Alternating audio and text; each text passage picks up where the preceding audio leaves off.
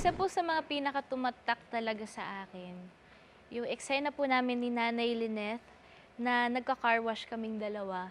Kasi, ito po kasing show na 'to, dine-dedicate ko siya sa late grandmother ko.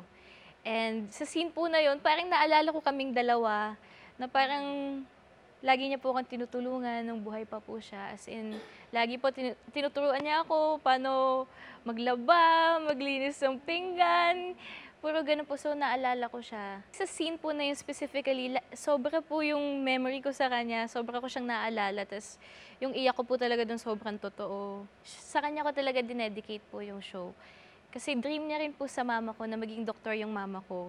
Eh, hindi po natuloy. So, kahit papaano, doktor naman po ako sa role ko. Super ano po kay Lola's Girl. Then, ayun, actually po sa sobrang naalala ko po siya sa mga eksena, may eksena po ako with Lola Susan na parang nasa hospital bed po siya. Tapos naalala ko po yung lola ko. Tapos hindi kami makapag-take po for 15 minutes kasi sobra yung iyak ko. Hindi po ako makapag-lines. Parang sobrang emotional na po talaga. Ayun.